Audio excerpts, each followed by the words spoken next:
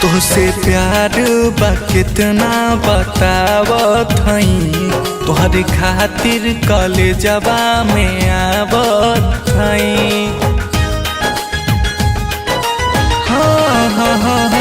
तुहसे प्यार बा कितना बतावत हई, तोहरे खातिर कॉलेजवा में आवत हई।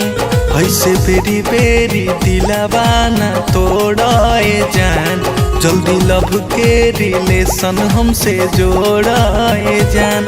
जहिया फीलिंग हमार पहचानी जाबू, जहिया फीलिंग हमार पहचानी जाबू, ई गारंटी बाकी सैया हमके मान जाबू।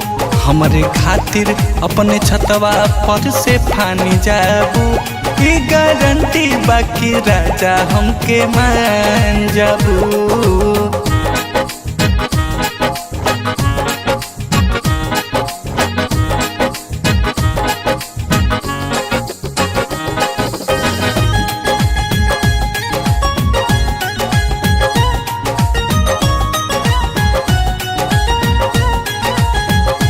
खाली सोची था अब तोहरे बाहरे में हम, सब कहथन पागल हो गए प्यारे में हम।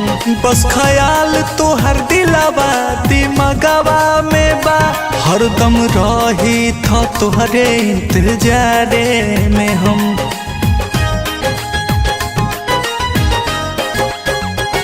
खाली सोची था अब तोहरे बाहरे में हम, सब कहथन पागल हो गए प्यारे में हम।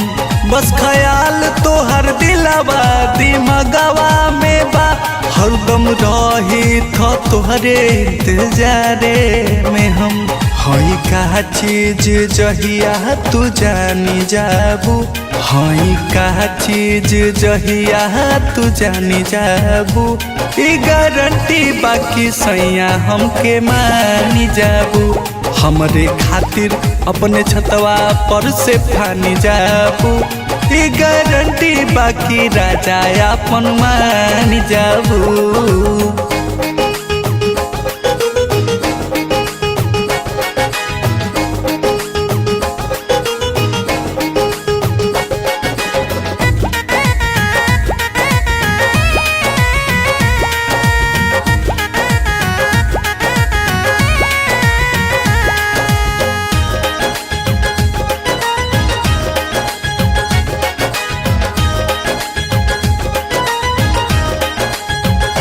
रोज सपना में हमारे तू आवत हऊ, काहे ऐसे करे जा तड़पावत हऊ। अनुरोहित से बात कुल बताए हई, तुहर फोटो अमित के देखाए हई।